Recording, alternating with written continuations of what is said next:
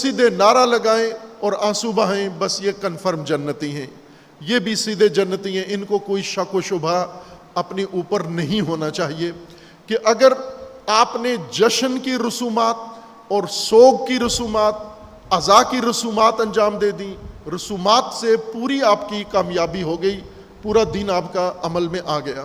عزیزان، اللہ کا دین، قرآن کا دین، رسول اللہ کا دین اور اہل البیت کا دین جن اصولوں پر قائم ہے، وہ اصول وہ نہیں ہیں جو لوگوں نے اختیار کر رکھے ہیں یا آج جو ماحول دینداروں کا بنا ہوا ہے۔ آج ہمارے پاس تین طبقات ہیں، تین دینی طبقات ہیں۔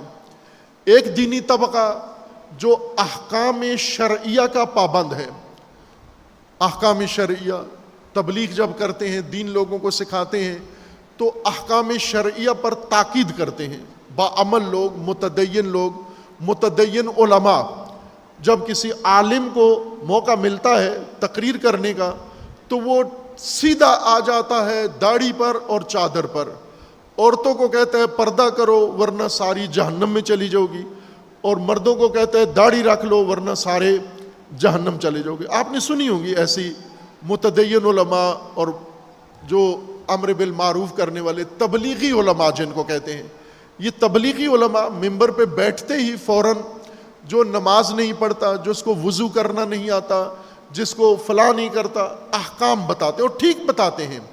یوں نہیں کہ یہ اللہ کے احکام نہیں ہیں، اللہ نے ہی یہ احکام مقرر کیے ہیں، انبیاء پر اتارے ہیں اور ائمہ کو حکم دیا ہے ان احکام کو لاگو کروائیں، اور علماء کو حکم دیا ہے ان کی تبلیغ کریں اور ان کی تعلیم دلوائیں، اور علماء کرتے بھی ہیں۔ یہ ایک طبقہ ہے جو احکام شرعیہ کو مکمل دین سمجھتا ہے کہ اگر کسی شخص نے زندگی میں احکام شرعیہ اپنا لیے تو یہ پورا دیندار ہے، کنفرم جنتی ہے۔ یہ تو آپ نے قصیدے بھی بنا لیے ہیں ابھی، کنفرم جنتی ہے۔ خوب یہ کنفرم جنتی ہے، ان کے نزدیک شک و شبہ لا ریب فیہ ہے۔ یہ ایک یہ طبقہ ہے۔ دوسرا طبقہ جو تبلیغی علماء نے تربیت نہیں کیا، مبلغین نے تربیت نہیں کیا، ذاکرین و خطباء کا تربیت یافتہ ہے۔ ان کے نزدیک اس جھنجٹ میں پڑھنے کی ضرورت نہیں ہے، نہ وضو کی ضرورت ہے، نہ تیمم کی ضرورت ہے، نہ نماز کی ضرورت ہے، نہ حج کی ضرورت ہے۔ یہ کمزور ایمان والوں کی علامت ہے، جن کے عقیدے کمزور ہیں، وہ نمازوں سے ڈر ڈر کے نمازوں کی پناہ میں جاتے ہیں۔ لیکن جن کے عقیدے مضبوط ہیں وہ سیدھے نعرہ لگائیں اور آنسو بہائیں بس یہ کنفرم جنتی ہیں، یہ بھی سیدھے جنتی ہیں، ان کو کوئی شک و شبہ اپنے اوپر نہیں ہونا چاہیے کہ اگر آپ نے جشن کی رسومات اور سوگ کی رسومات، عزا کی رسومات انجام دے دیں، رسومات سے پوری آپ کی کامیابی ہو گئی، پورا دین آپ کا عمل میں آ گیا۔ لیکن ایک تیسرا دین ہے، تیسرا طبقہ ہے، تیسرا دین ہے۔ اس دین میں احکام بھی ہیں، اس دین میں جائز رسمیں بھی ہیں۔ یوں نہیں کہ رسومات، وہ رسومات جو شریعت کے خلاف ہیں، جو دین کے خلاف ہیں، وہ ممنوع رسمیں ہیں، وہ حرام رسمیں ہیں، وہ ناجائز رسمیں ہیں، ان کو چھوڑنا ہوگا۔ لیکن وہ رسمیں جن پر شریعت حساسیت نہیں دکھاتی، جن کا اختیار عوام کو دے دیا گیا ہے کہ شریعت کی حدود کے اندر آپ اگر اپنی کلچرل رسمیں، اپنی ثقافتی رسمیں، اپنی مقامی رسمیں، اپنی پنجابی رسمیں، اپنی پشتو رسمیں اگر انجام دیتے ہو تو اس میں کوئی حرج نہیں ہے۔ شریعت نے جب منع نہیں کیا تو آپ کو حکم بھی نہیں دیا کہ یہ رسمیں حتماً کرو، لیکن حکم بھی نہیں دیا، منع بھی نہیں کیا، تو ظاہر ہے ان رسموں کی شہید صدر رحمۃ اللہ علیہ، آیت اللہ سید محمد باقر صدر رحمۃ اللہ علیہ کے بیان کے مطابق یہ دین کا وہ حصہ ہے کہ جس کا اختیار اللہ نے عوام ہی کو دے دیا ہے۔ اللہ نے اس کے بارے میں کوئی حکم نہیں بنایا، کیونکہ عوام کی بھی تھوڑی مرضی شامل ہونی چاہیے۔ ان لوگوں کا بھی، مثلا ان لوگوں کے لیے روٹی پکانا ہے، جیسے سالن بنانا ہے، تو شریعت نے کوئی خاص ڈش نہیں متعارف کروائی کہ اتنے مسالے ڈالو، اتنے نہ ڈالو، اتنی طرح سے مثلاً آپ گوشت میں کیا ڈالو، گوشت میں خشک دھنیا ڈالو، سبز دھنیا ڈالو، مرچ سبز ڈالو نہ ڈالو، اس کے اندر ادرک ڈالو نہ ڈالو، کیا ڈالو فلاں، یہ شریعت نے کچھ بھی نہیں کہا، چونکہ یہ اختیار عوام کو دے دیا ہے۔ لہسن ادرک کا استعمال عوام اپنے مزاج، اپنی مرضی، اپنی چاہت کے مطابق استعمال کریں۔ خوب آپ بنائیں، آپ کہتے جی ہمارے ہاں یہ چیز ایسے پکتی ہے، ایسے پکاؤ آپ۔ سندھ میں کچھ چیزیں، پنجاب میں دال کچھ اور پکتی ہے، سندھ میں دال کسی اور طریقے سے پکتی ہے، خوب جیسے پکاتے ہو ویسے ہی پکاؤ۔ آپ چلے جائیں خیبر پختونخوا میں، وہاں پر ایک ان کا مرغوب ترین غذا ایک موٹا چاول ہوتا ہے، بڑا چاول اس کو کہتے ہیں۔ وہ بڑا چاول آپ کا یہ پنجاب والا چاول یہ نہیں کھاتے، وہ موٹا چاول جو وہیں پہ پیدا ہوتا ہے، یہ موٹا چاول ہے، اس کو پکاتے ہیں جیسے آپ کھچڑی بناتے ہیں اس طرح کا۔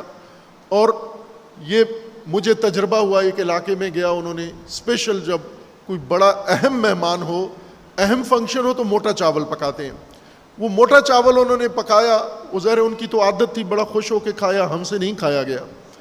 اور پھر ہم ایک اور پشتون علاقے میں چلے گئے، پارا چنار چلے گئے، عید کا دن تھا پارا چنار میں۔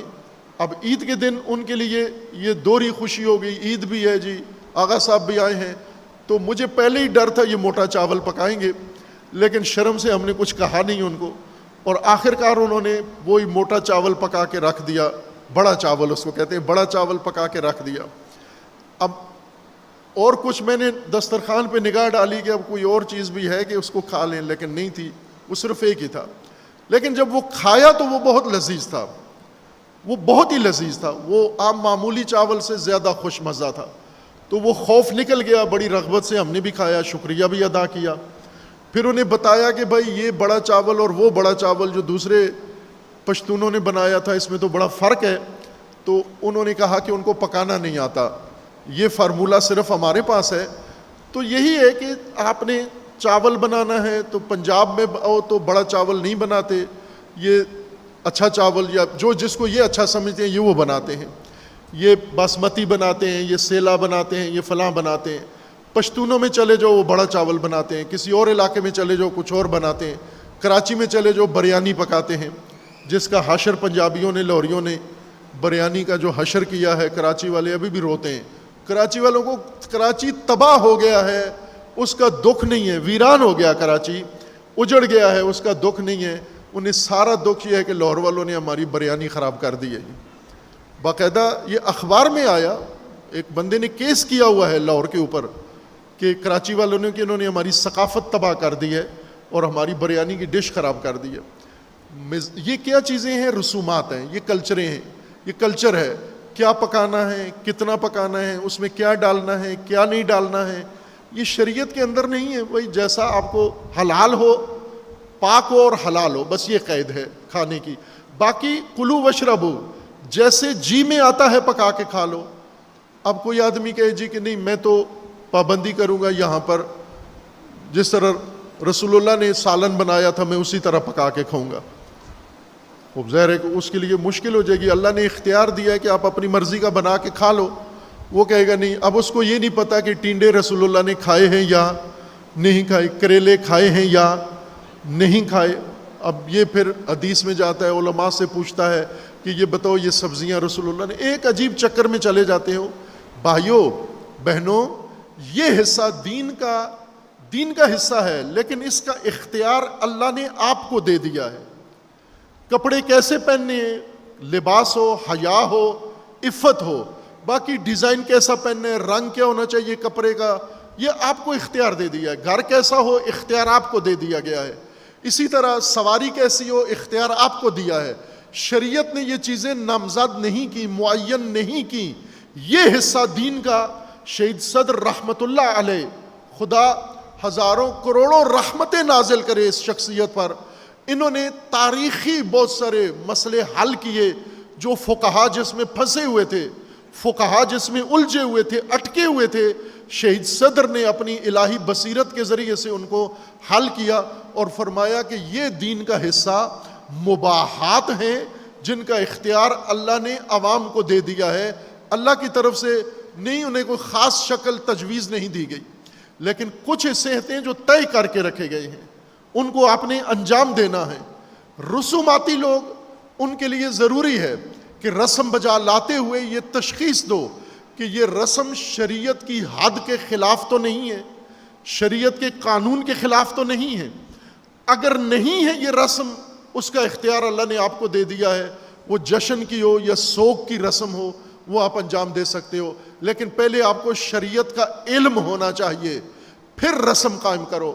اگر شریعت سے پوچھے بغیر، شریعت دیکھے بغیر آپ نے رسم قائم کر دی اور شریعت کے مخالف ہوئی، تو اس رسم پر نہ کہ اجر نہیں ملے گا، عذاب ملے گا، اللہ کی طرف سے عذاب ملے گا، اللہ کی طرف سے اس کا بہت برا انجام ہوگا، کہ چونکہ آپ نے اللہ کی حد، شرعی حد توڑی ہے۔ ایک دوسرا طبقہ رسوماتی طبقہ ہے۔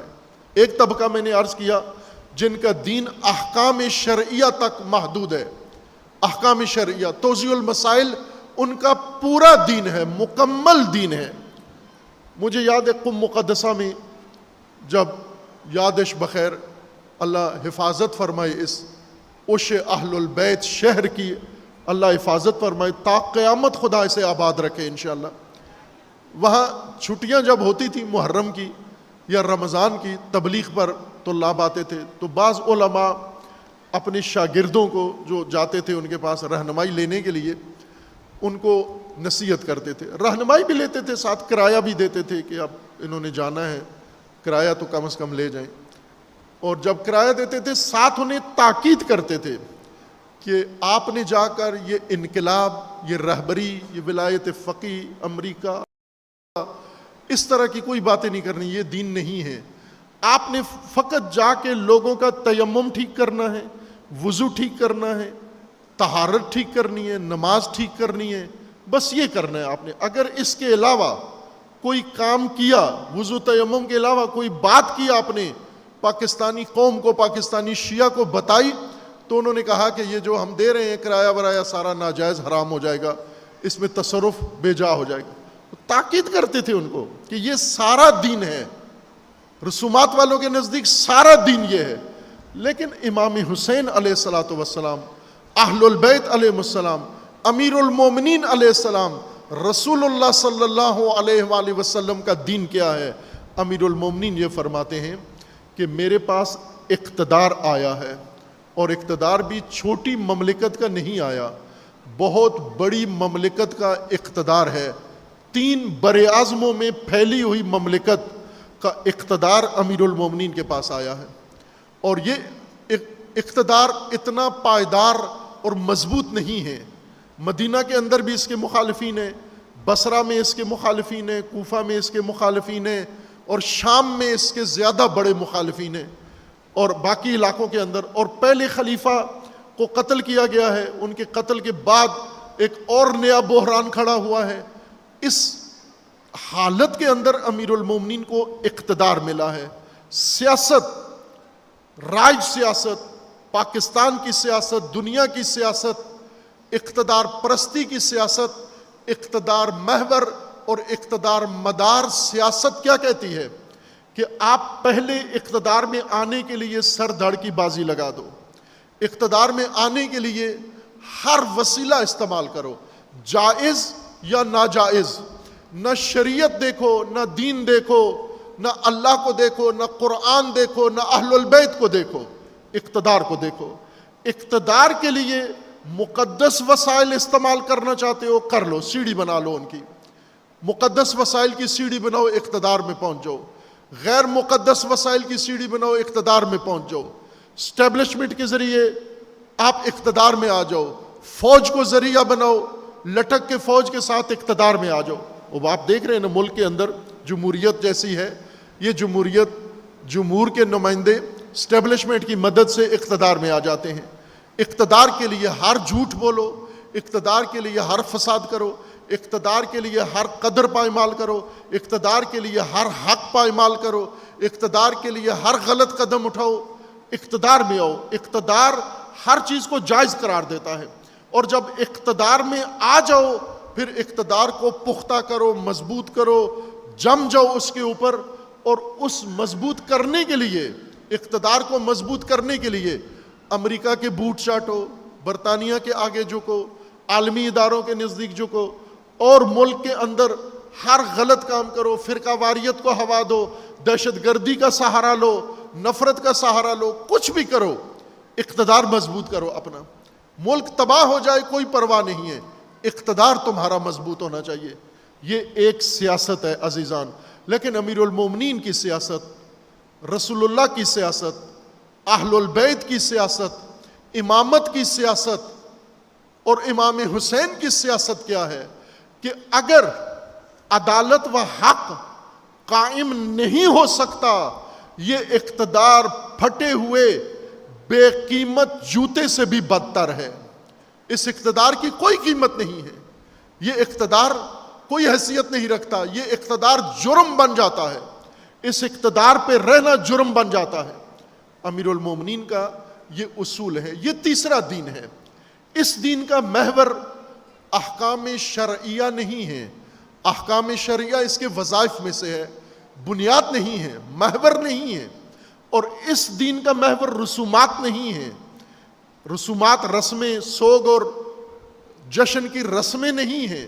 اس دین کی بنیاد، اس کا ڈھانچہ، اس کا سٹرکچر، یہ پولیٹیکل سائنس کے اسٹوڈنٹ اگر ہیں، ہوں گے یقیناً یہاں پر، اگر موجود ہیں تو آپ کے لیے زیادہ اہم نقطہ ہے عزیزان من کہ دینی اقتدار، الہی اقتدار، قرآنی نظام کا اقتدار اور اہل البیت کا اور نظام امامت کا اقتدار کا نظام اقدار ہیں، احکام فرائض میں ہیں، بنیادوں میں نہیں ہیں۔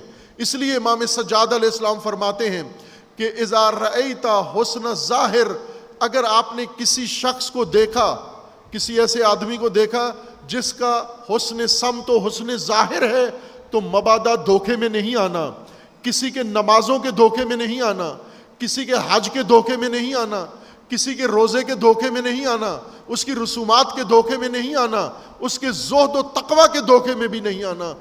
یہ دیکھنا کہ اقتدار پرست ہے یا اقدار پرست ہے، حق پرست ہے یا اقتدار کا بندہ ہے۔ اگر اقتدار و شہرت کا بندہ ہے، اس سے دور بھاگنا، پناہ مانگو اس سے۔ یہ تباہ بھیڑیے سے، بھوکے بھیڑیے سے زیادہ تباہ کن ہے۔